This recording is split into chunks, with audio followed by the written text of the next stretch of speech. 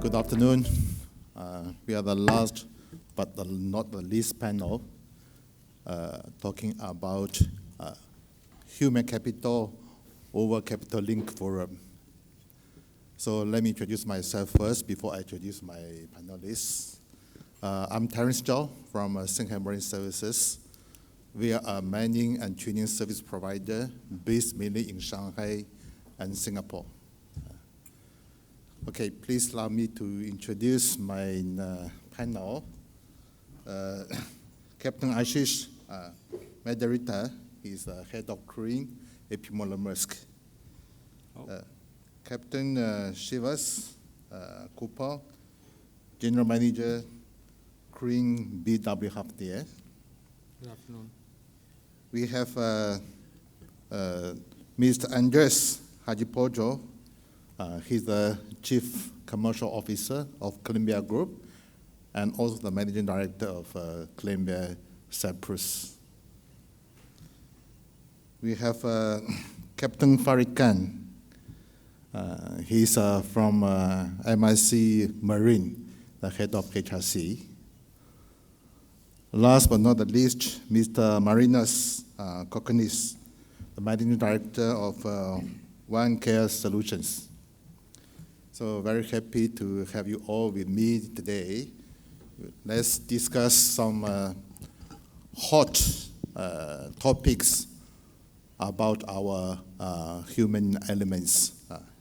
In our industry, crewing issue are always one of the biggest challenges.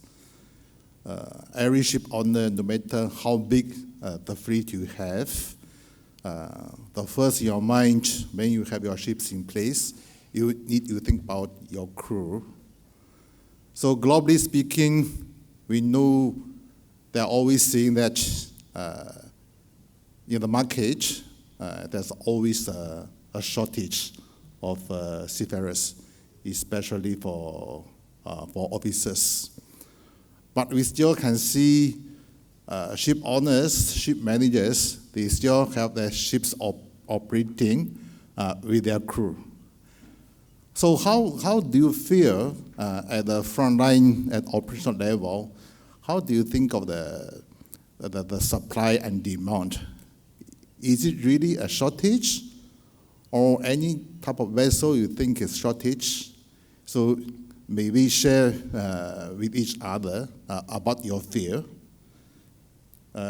Maybe start from Andreas. You are one of the biggest ship manager. So what do you think? Do you shortage of people or not? Thank you, Terence. First of all, I have to say a very, very big thank you to all of you that you are here. It's the end of the day. We are all very tired, and we have all listened to a lot of people, and it's really great that you have managed to cope throughout the day. So thank you for listening to us. I hope it's going to be a very meaningful panel. Thank you, of course, to Capital Link, Nicholas, Annie, and the team. Terence, I think from the panel, I'm not the hardcore crewing guy. So I will look at it from a different direction in the sense that I have been in shipping for about 25 years. I think the first shipping event that I have attended, it was some 20 years ago. And people were talking about shortage of people. Not enough people in shipping. And actually, this is an ongoing issue that we are all facing throughout the years. And in my career at Columbia, I never really experienced the case that we don't have a seafarer and we cannot man the ships and the ships remain unmanned. Of course, we have a lot of challenges. So yes, there is typically a supply and demand imbalance in the sense that none of us, when it comes to hiring people, we have 10 people to select from and then you get one applicant. My daughter just applied now at university, after university, and She was one of the, I think, 250 candidates that applied for a specific job. In shipping, we know it's not like that. We know that seafaring is a very difficult profession, and people are hardly coming to the ships. So we have to make sure that we make these jobs attractive. And I think we will discuss about that as later. What is critical is always to be able to train the people and build them up to adopt to the latest technologies, like we will have the fuels, the new fuels in a couple of years. We had ECTIS before. We had to train everybody on ECTIS. Things are moving towards a direction that we always play a catch-up. This is the main issue that we're facing. Okay, thank you, Andreas. I think you are one of the biggest ship manager. I also hear the big ship owners. I don't think you have any headache about the demand side. You have any slots available, then a lot of candidates queuing for applying. But in general, in the market, we have many, we call it small and medium-sized ship owners. They are quite struggling. And also we can see the young generation, they may not like to choose to be a seafarer. And in many countries, seafaring is not really that attractive career. So that's why people always go to some developing countries or maybe underdeveloped countries looking for crewing. So of course, we see the technology is another factor. Because automation, autonomous ships coming in, new technology, the number of the crew member required on board the ship is not as many as before. So maybe this is one of the factors to affect the seafarers' employment. So Captain Ashish, so what do you think on this point? Thanks, Terence. And first of all, it's a pleasure to be here.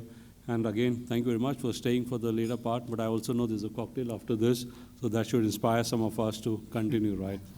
I think for me, it's really important to understand the role of a seafarer.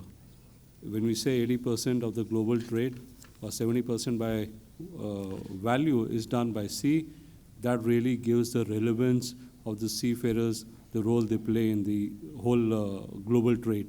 And I think many people are missing out on that. And when we talk, the youngsters today are not willing to go out to sea because we also need to explain to them that there's a career beyond sea.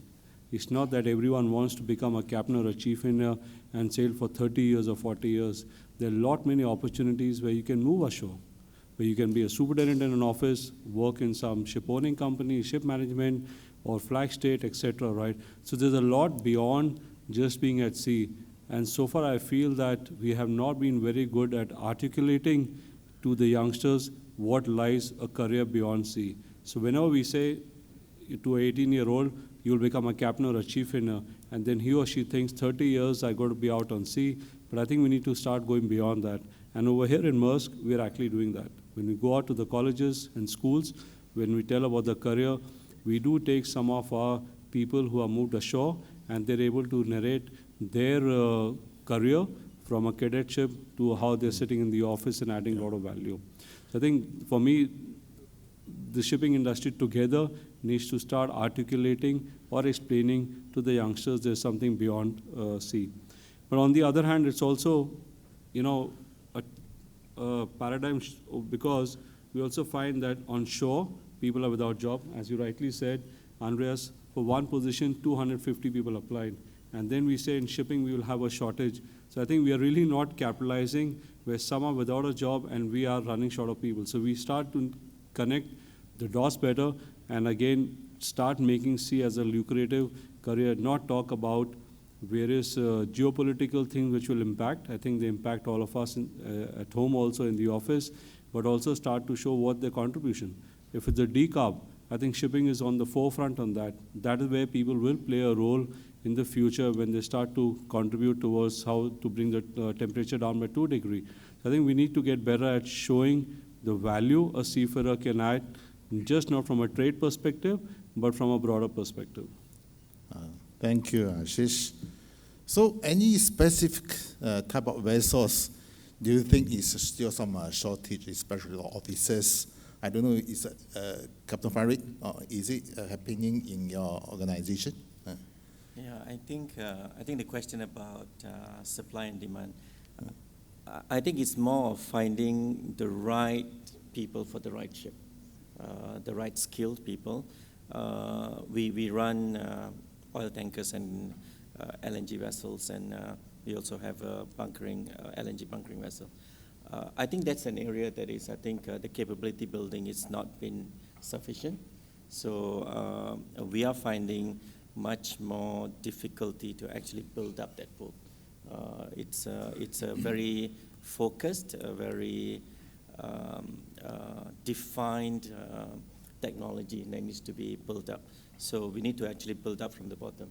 That is, and with the growth of the LNG fleet, for example, we need to be ready for that as we move forward. We find that if shipping companies plan ahead and build the capability right, we can then achieve what we want to achieve together. Okay, great. So of course now we can see quantity is one thing, quality is another thing. So when we talk about shortage, maybe we are thinking about the skilled seafarers, the qualification and competency. But you know, in our industry, we are facing so many challenges. Every year we have new regulations. Now we have a new energy management things, new seafarers actually need to be updated with all these kind of things. So then when we talk about qualification, we know we have this STCW, right? So STCW have been long time never been revised. So to what we can see at our operational level, so what do you think of STCW revision? Is it any specific area you think we need to do it? Because STCW we know is kind of a minimum requirement. So for the big company, of course, you have your own standard, your own metrics. So what about this point in BW Hafnia, Captain Shivas? Anything you want to share with us? Well, yeah, that's a good question because this topic is always being asked, you know, in almost all the conferences that I attend on the global level, you know, what we should look at in STCW when we come to revising it. Of course, STCW has always been very instrumental in defining the minimum qualification standards of seafarer. But now it's high time with the technology coming into place, the environmental compliance, the digitalization, that we look at revising some of the aspects of STCW. So what we feel as ship owner, you know, who's trying to, you know, look at alternative fuels, buying new technology, we need to ensure that, you know, our seafarers, our future generation, and also the existing old-timers, you know, they are sufficiently trained in these, trained to handle these modern vessels. So that is something STCW must bring in, the new revision. And I believe there are a lot of talks already going around that. So one is about, you know, the new technology. The other is also about the human factor. You know, that is something that we are discussing in this panel, the human factor. Of course, the crisis management has always been a part of the existing STCW, but how this human factor plays a role, you know, in this emergency management handling, that is something that new STCW must bring in. And it is also about diversity. A lot of companies, you know, even like ours, like Maersk, and I know quite a few who are looking at women seafarers. So there is something on that front also that needs to be a part of the new STCW, where, you know, we talk about cultures, different cultures, the leadership that we want from, you know, from our leaders on board to handle, you know, the various nationalities. That's extremely important. Thank you, Shivas. So no, in the big shipping companies, we all know you have your own criteria to select your seafarers. Like even you do the promotion on board the ship, then you need to give evaluation. So I would like to know a little bit more about how you assess the competency of your crew in your fleet. Maybe Captain Ashish, you will share with us. Yeah, sure, for sure. I think all companies do have an appraisal system, but probably that's also one area which needs to be relooked, right? Are we still working on an 18th century appraisal? And we are very objective driven, all of us. Yes, there has to be technical knowledge, which people need to be proficient. To Shivas's point on handling emergencies. So when you know your stuff, you can handle emergencies. But I think also we need to be mindful of the young generation which is coming in today. They have a different requirement. They have a different approach towards things, right? Yeah. So how do our existing leaders or future leaders also start to understand how to deal with these? So there's a leadership approach change also required over there. The leadership qualities which worked 20 years back will not work today and for sure will not work 20 years later. So there's also a change in the leadership style which is required. And then we also see now we have vessels which are more diversified with different nationalities. There could be some where you have people from 7, 8 countries. And again, some of the cultural things in one nationality could be ordinary, whereas in the others they could take it in a very different approach. So the people need to understand the cultural differences also and how they start to respect that. So it's just not where when we promote people look at the technical knowledge, but overall package what we call is your leadership. How are you looking at the future? How are you strategic planning? How are you at contingency handling? And again, now a lot is being said about data, and ships also have a lot of data points. Is the master chief engineer, when they're going to take over, able to read that? If you have to do an efficient voyage from A to B, are you able to read your data, establish the trends over there? So it's beyond technical knowledge what we are looking at for all of these promotions. Yeah, I think this is more above STCW requirement, which is more focused on the technical side.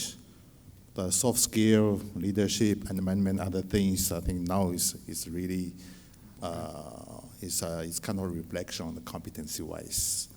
Okay, so, but even though now we have standardized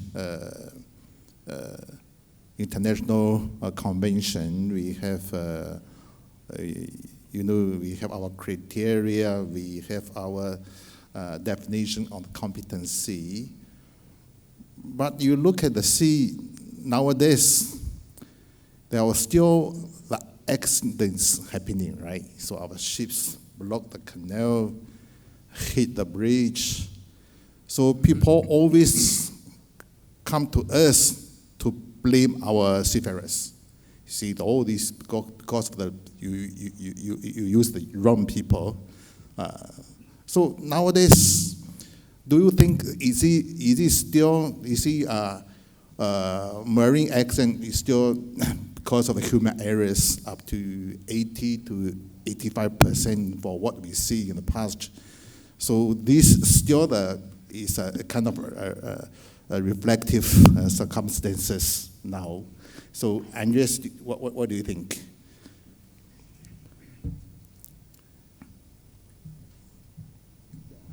I believe that the mentioned 80–85%, which is more or less a traditional way of describing and calculating the accidents at sea, it's up to each and every one of us to make sure that we prevent this to the greatest extent.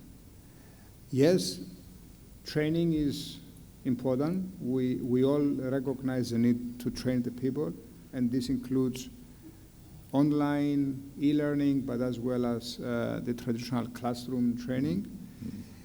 And of course, we all train our people on simulators and so on, so that the training needs to be, and it is enhanced.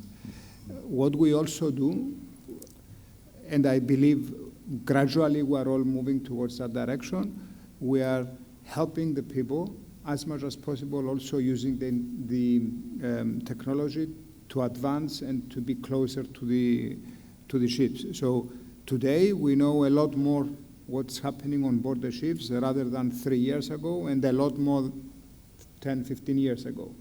The connectivity is much, much better. There are tools which enable online even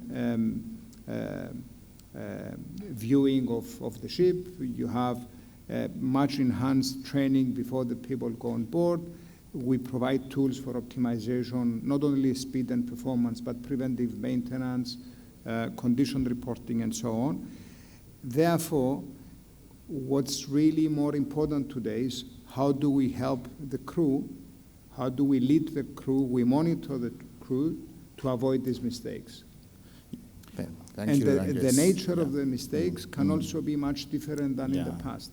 Because if you have a seafarer or an officer who is not familiar with the specific ECTIS training on board, for whatever reason, then the damage that could happen after an accident is much, much more than perhaps what accident you would have a few years back.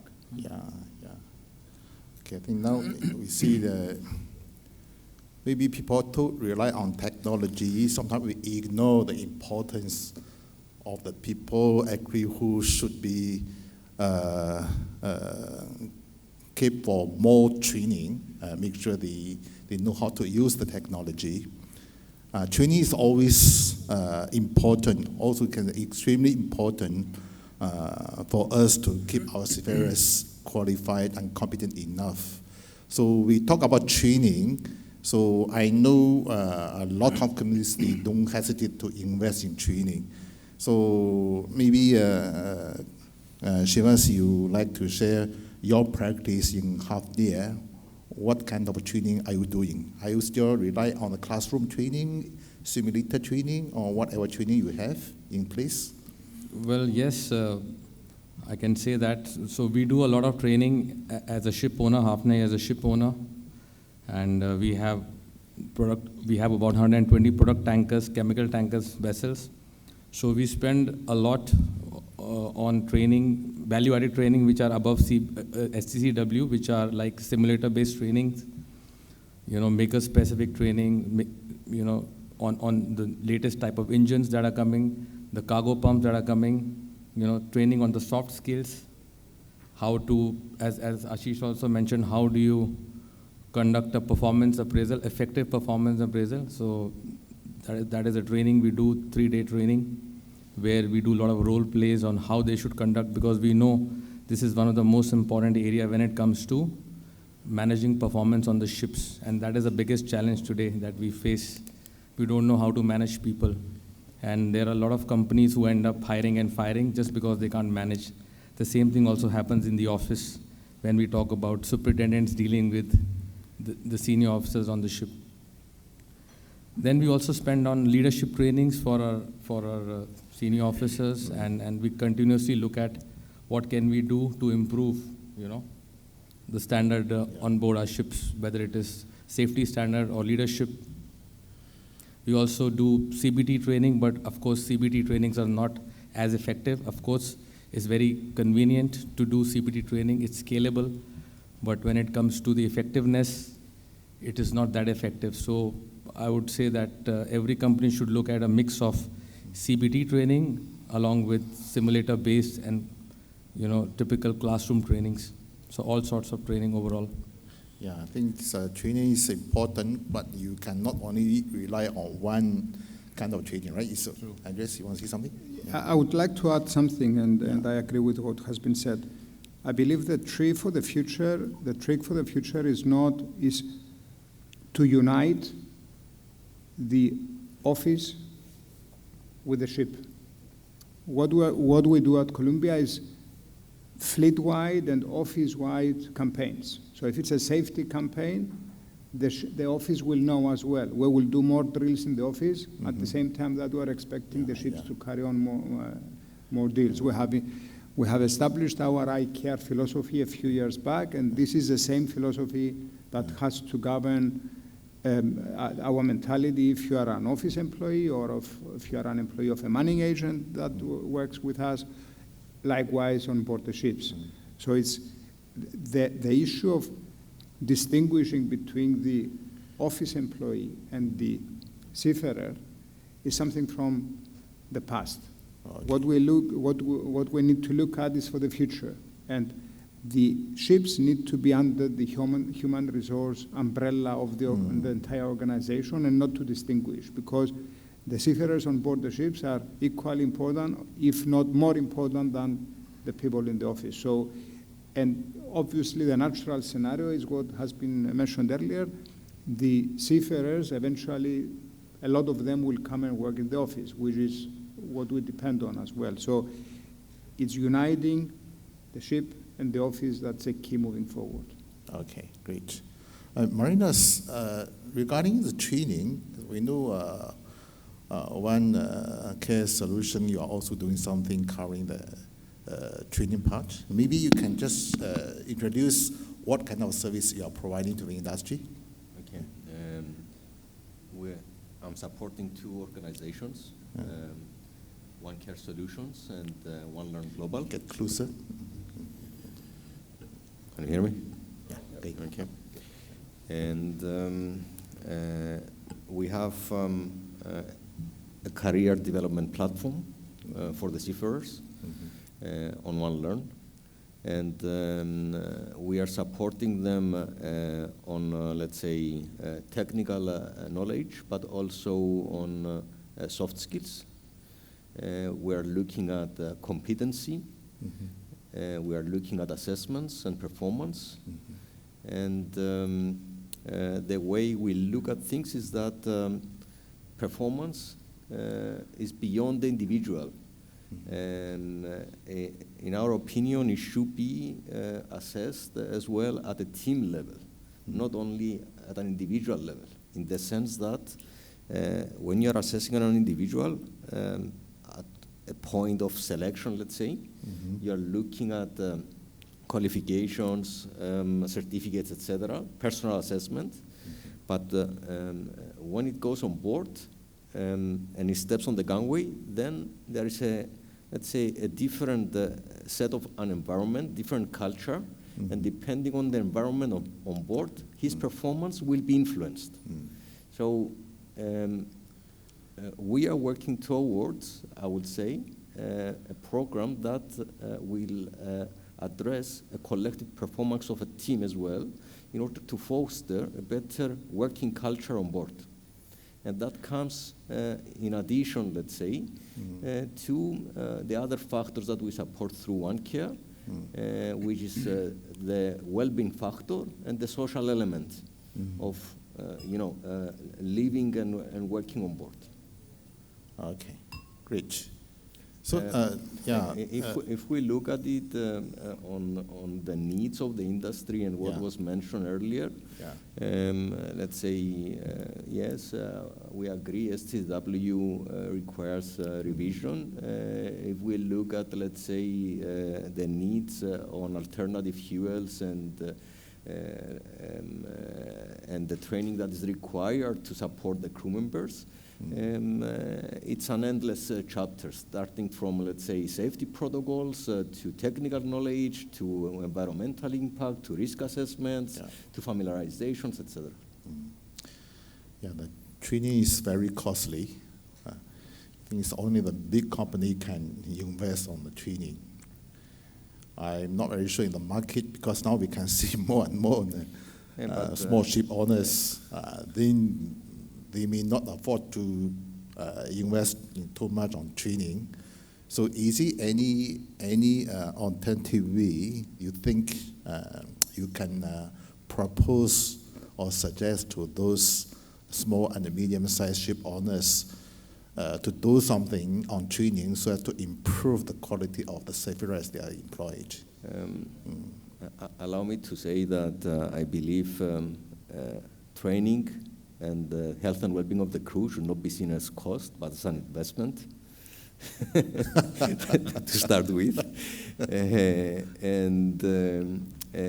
Even for smaller managers or smaller owners, there are solutions at different levels and offerings at modular levels, let's say, that they can select and pick up based on their budgets.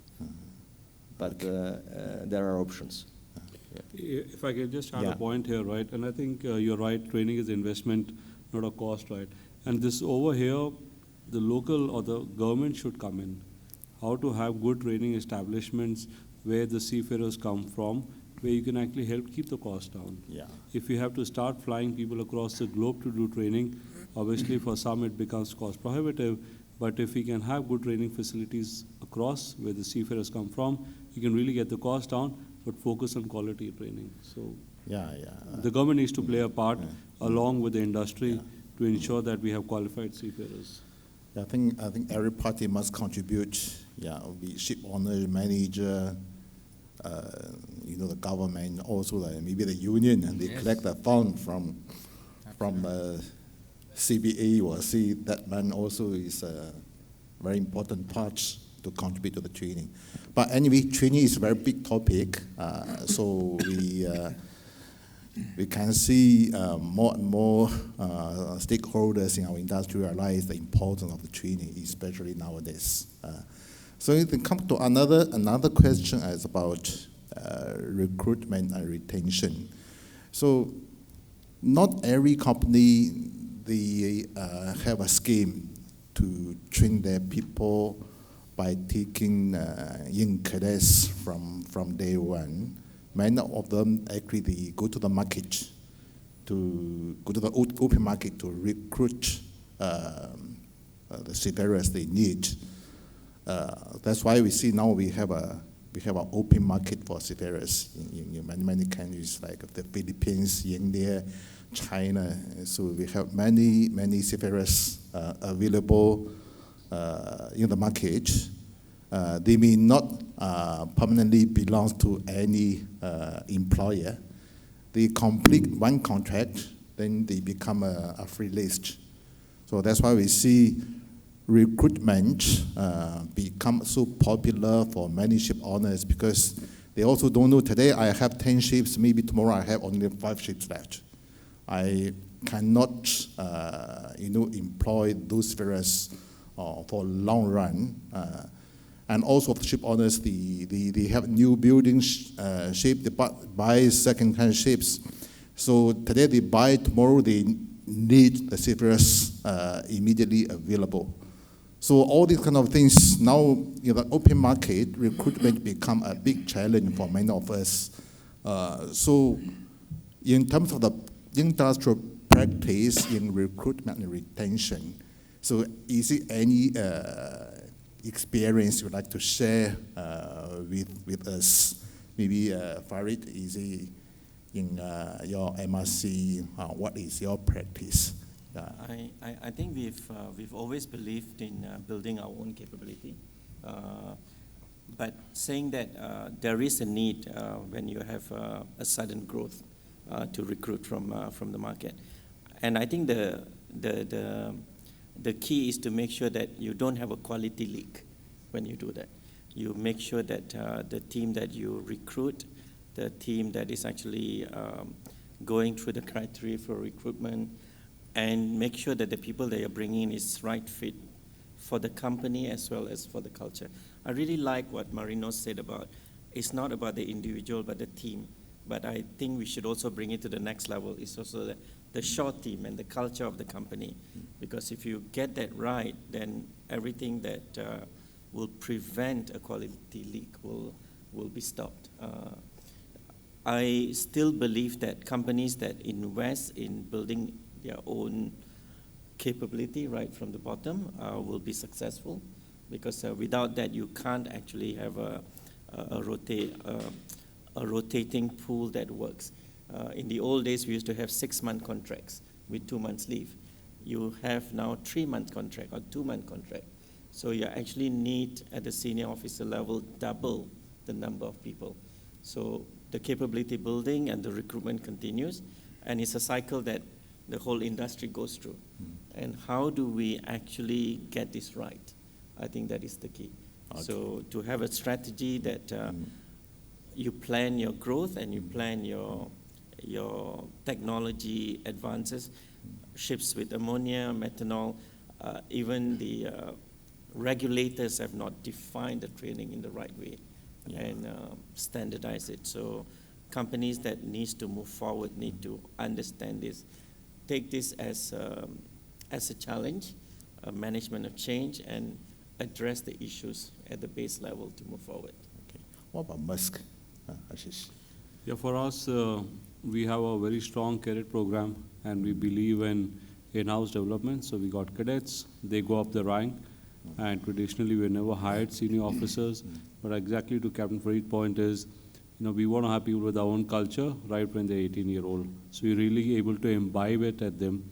And retention is important, but once you have these people coming in who have seen the company, who stand by the values, who see how you're treated throughout your career, time of crisis, if it was COVID or the other geopolitical issues, I think that's where the differentiation starts to happen, where people start to believe in you, right? I'm sure there are a few seafarers who would run for a few dollar or so, but many would want a stability or a company which stand by its values, and with all what is happening nowadays are there to support you, right? So I think it's a larger scheme, how to retain than just look at small things, right? So where does the employee value proposition come for someone to continue sailing with you? And how do you, in fact, now, I would say it extends beyond the seafarer to the families. What are you doing for the families? Are you having some medical benefit? Are you educating them on health issues? Are you really supporting them, engaging them, involving them to be part of the larger organization? So it's just not the seafarers, at least I believe it's the families also which start to play a role in a seafarer career in a company. Great. So nowadays, more and more companies nowadays start employing female seafarers. So what do you think, Shivas, in Hafnia, do you have such kind of practice? What do you think, what will be the future? Well, we spoke about the demand and supply, the shortfall, right? And we also spoke about the geo-economic situations. We had COVID, we have a unfortunate war situation going on, so you can't basically rely on the traditional source of crew nationalities that we have employed in the past so many years, right? So we need to be ready to go out and look at, other nationalities. We have to look at female seafarers, right? We have to be nationality blind, we have to be gender blind, and that is when we will be able to source the required amount of seafarers that is needed in the years to come. If we don't do that, then it's going to be a huge problem. Of course, the big ship owners will still be able to find crew because maybe their salaries are good, they have good social benefits, but what about the shipping industry in general? So it's an industry-wide problem, and all shipping companies together with the help of government organization and the unions have to come together and promote, also female seafarers. So we as a company have done quite a bit in that area. We have looked at, increasing the infrastructure or improving the infrastructure on board so that the female seafarers, they feel welcome when they join us, So we looked at upgrading medicine chest. We looked at sending minimum 2 female seafarers.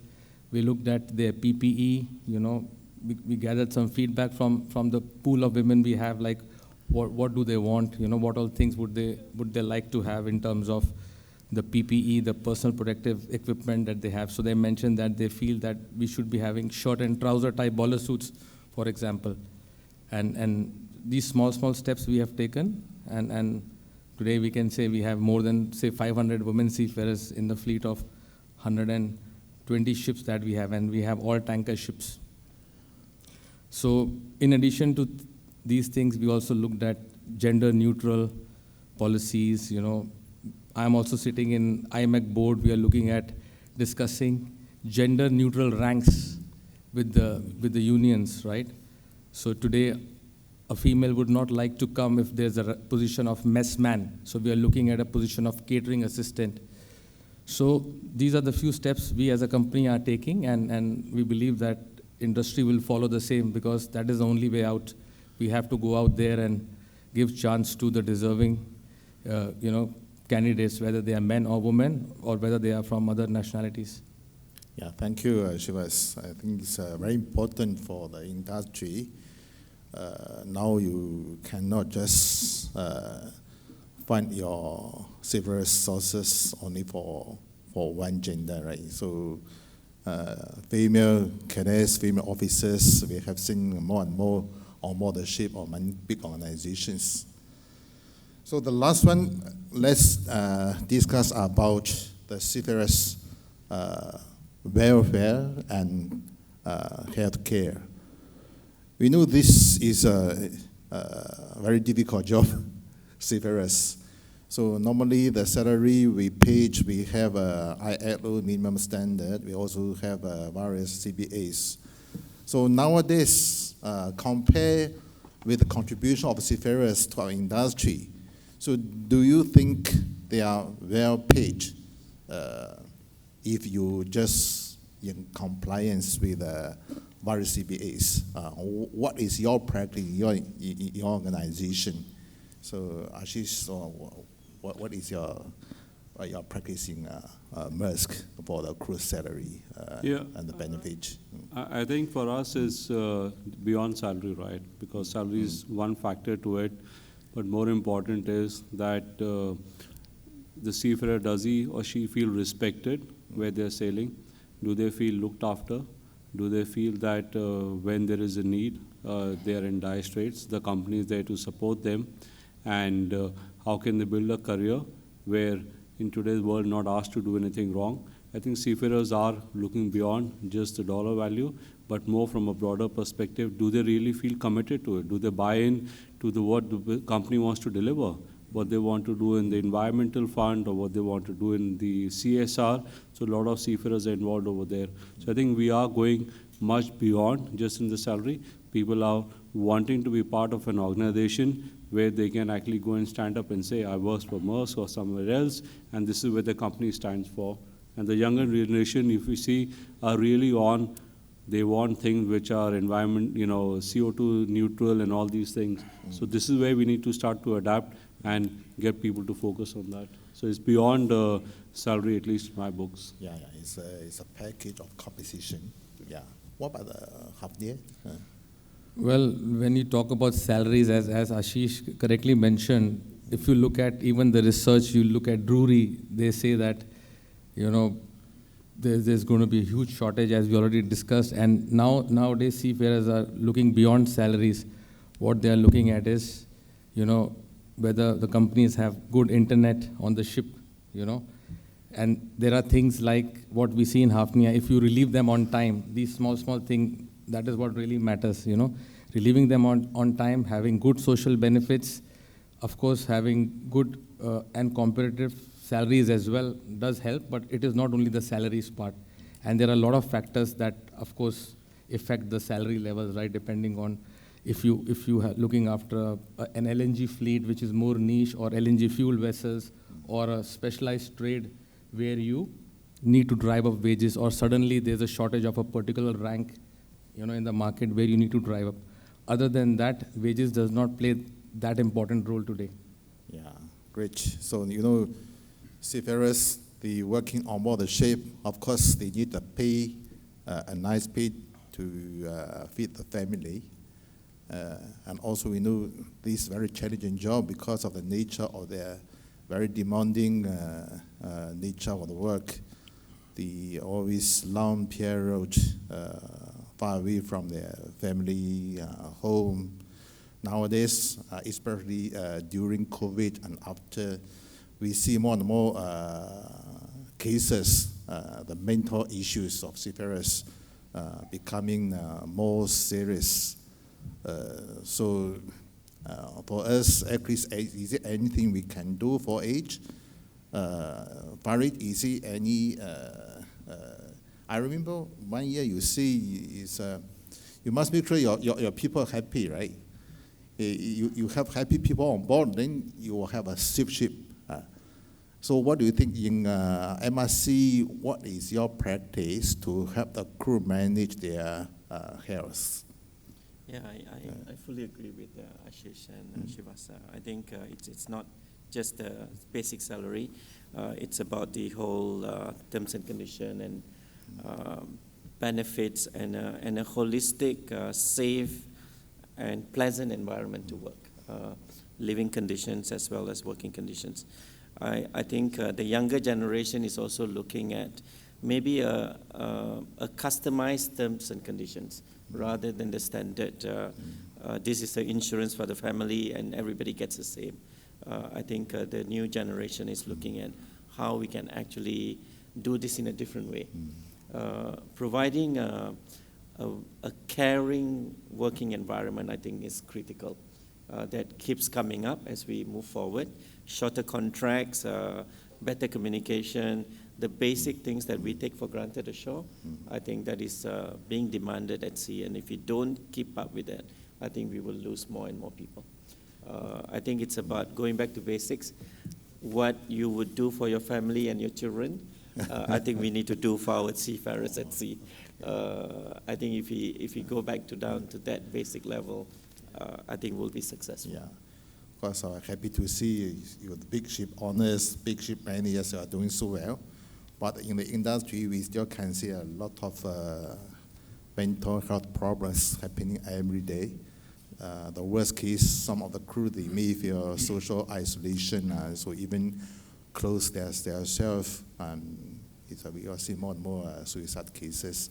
Mariners, what do you think? How we can, as an industry, a joint effort, how can we manage seafarers' mental issues, help them? There are many cases, unfortunately, not only on board, but also shoreside from the crew while on their vacation. We've seen not only the trends from COVID, but also the effects from the Ukraine war. There is and a huge also now the Red Sea problem. Huh? The Red Sea problem yeah, now. the Red Sea problem now, it's yes, indeed. Piracy, yeah.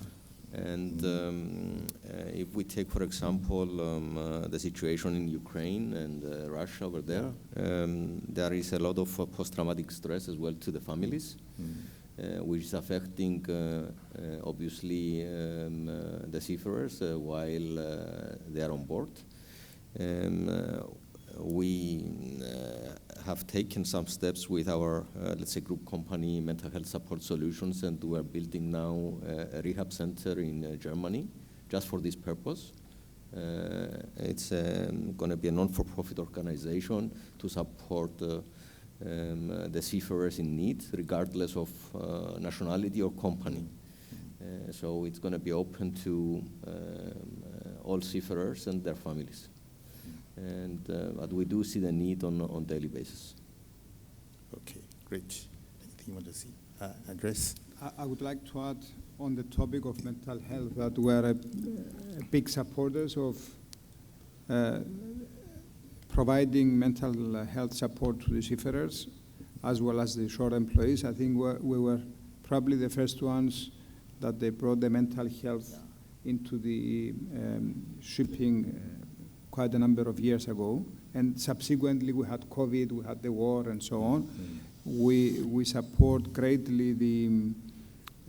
We use the services of Marinos Kokkinis company, and we are supporting in the steps taken to take care of the seafarers. And what has been mentioned about the trauma center in Germany, this is an example. How do you actually, by taking care of the seafarers and their families that they have post-war trauma issues, you basically show that you are a live organization and you keep the people with you. Because you support them during the bad times, then they will stay with you and they will work with you in the future. Yeah. So this is, I think, an initiative we need to support as an industry. But in general, as organizations, I think the challenge we all have is that seafaring is a profession which is based on short-term contracts, typically. The ship owners are not willing to commit typically long-term. There is a structural issue with regards to how do you actually connect the seafarer with the office and the shipping company. And I think what big organizations achieve better than other smaller organizations is that you bind the seafarer to come closer to the organization. They feel part of the team. They feel part of a bigger organization, and we have to remain positive. We have to explore and communicate the benefits of the seafaring profession. And collectively as an industry, we have a common target, which is to raise the level through, not only just through STCW, but by taking collective measures for the improvement of the industry. Thank you. Okay, thumbs up. We know our seafarers is very critical to ensure our ship's safety and also the efficient operation. So I think the industry gradually realized the importance to take care of their people, especially the seafarers, the frontline staff. Okay, I would like to thank you very much to all our panelists, your insights and your sharing with us. I hope we have some takeaways. Thank you so much. Thank you. Thank you. Thank you. Yep.